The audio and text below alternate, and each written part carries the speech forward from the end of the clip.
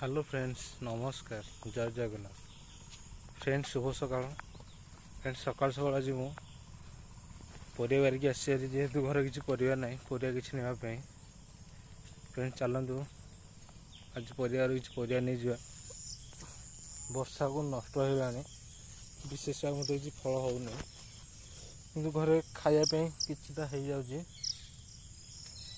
आगु किंतु जह्नी बापा नहीं कि हाट में बिकुले जेहेतु तेरे अधिक फल होता जह्नी किंतु एबे विशेष किसी होना खाली खायापी घरे हो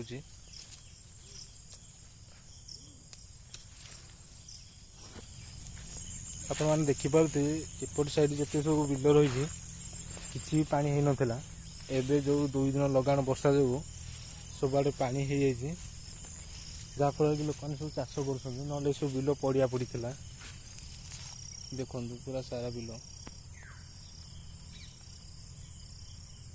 टोटल बिल सब पड़िया पड़ा जेहेतु 2 दिन लगाण वर्षा जो लघुचाप वर्षा जो सब आड़े पानी हो देखन फ्रेंड्स सकाल सकाल हल ये मौसा चाष कर गोटे हल चलती ये गोटे भी हल चलती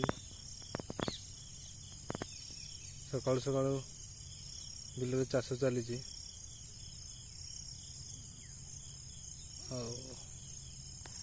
एपट साइड टोटाल किसी पानी हो नाला जेहेतु वर्षा 2 दिन लगाण जो पानी हो जाए आसिक आम बर्तमान झुलण बारे पहुँची गले झुलण नापी चलतु कि झुलण नहीं जा घर पर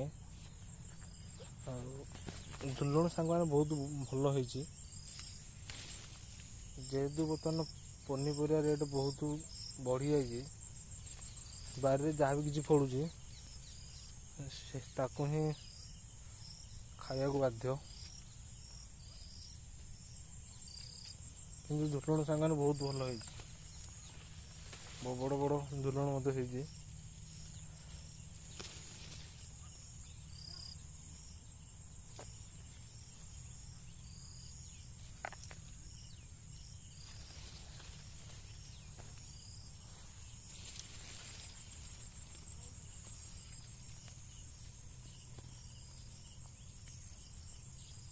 जो लता बहुत माड़ी जाए भीतर मत जाई हो ठीक है कि आम बाहर जो गुड़ाक हो तोड़ की नहीं पड़े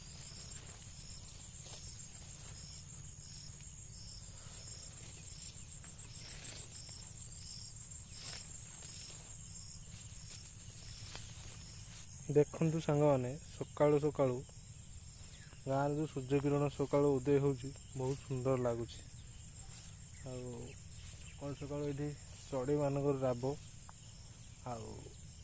बिल बाड़ी सकाल बहुत मजा लगुच साइड मत पहाड़ अच्छे पहाड़ बहुत बादल लगिक रही बहुत सुंदर लगुच सकाल सकाल बिलर दृश्य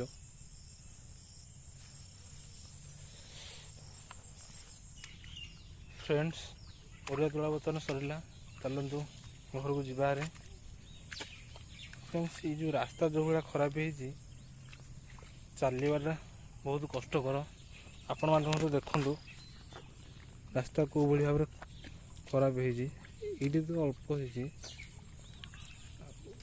कादू रास्ता चलना बहुत कष्ट जेहेतु नुआ रास्ता ये वर्ष कम होबार थिला कि वर्षा जेहेतु हो गला कम हो पारानी कि रास्ता संपूर्ण खराब हो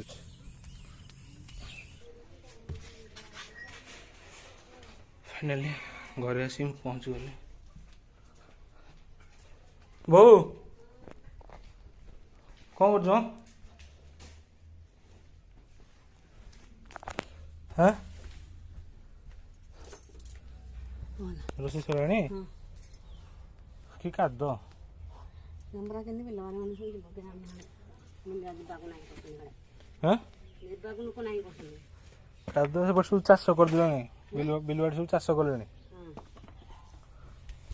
चाष करी पळे आइला कि आज हाडे छांचे करियो मन रे ये तब काद भाई की पड़तो हाडे मन रही बचका କୁଆଡ଼େ ଗାଧୋଇ ପଡ଼ିଥିବ ବିଲ ପଟେ। ଏ ତଳି ଖୁଣାଟା କାଦୁଆ ହେଇ କରିଦେଲେ କିଛି କଥା ନାହିଁ, ଏଗୁଡ଼ା ଦେଲେ ସାନ ଲାଗେ। ଆଜି ମୁଁ ରହିବି ନା ପଳେଇବି କାମକୁ? ତ କଥା ଜାଣି ନାହିଁ କି ଜାଣି। କ'ଣ କହୁଛୁ? ତା ଧାନ ଥରେ ମୁଁ ନନା ଫୋନ୍ କରିବି ନା କାମକୁ ଯିବି କି ନାହିଁ।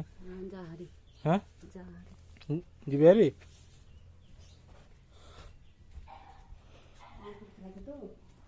ଛତୁ 4ଟା ଫୁଟିଥିଲା ମୁଁ କଡ଼ ଅଛି 5-6ଟା ଫୁଟିଛି। କ'ଣ କରୁଛ? ଡାଲିକି ଭାତ କରିଦେଇଛି, ଗରମ ଭାତଟା ରଖିଦେଇଛି, ଖାଇବ। ଡାଲି ଭଜା କରିଦେଇଛି, ଆଉ କିଛି କରି ଖାଇବିନି। ଭଜା କରୁଛୁ? ଭଜା କରୁଛୁ? ଆଇଲେ ଛୋଟ ଛୋଟ ଯାହା କରିବା। ବାଇଗଣ କେତେଟା କଷି ହେଇଥିଲା କି ଖାତେଇ ଧରି ପଳେଇବନି। ନାଇଁ ମ ଆଣି 3ଟା ବାଇଗଣ ହେଇଥିଲା, 3ଟା ଆଣିଲି। ହେଇଥିଲା ଯେ 4 ହବ କଷି ସେ ଆମର ଟିକେ ଯାହା ସାହାଯ୍ୟ କରୁଛୁ, ଝୋଲଣ ଟିକେ ଜଗୁଛି। ଆଉ ନଥିଲା ରାତିକି ଝୋଲଣ ହେଇଥିଲା ଯେ ମୁଁ କ'ଣ କରିବାନି ଏତେ ଗୁଡ଼େ।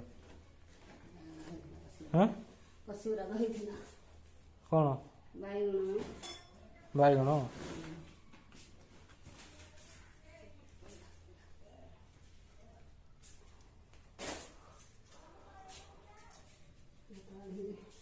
ତୁ ଖାଇନୁ କି?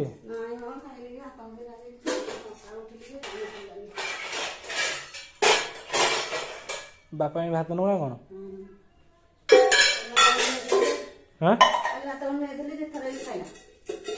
କାଲି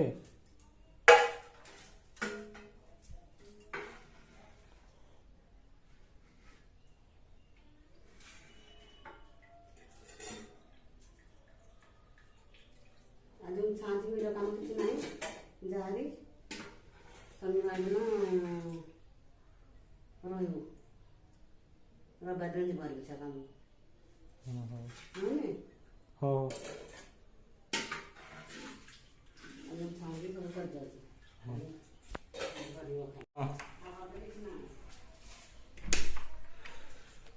ବୋଉଙ୍କୁ ପଚାରୁଥିଲି ଆଜି ଡ୍ୟୁଟି ଯିବି ନା ରହିବି, କାହିଁକିନା ଆଜି ଧାନ ରୁଆ ଅଛି।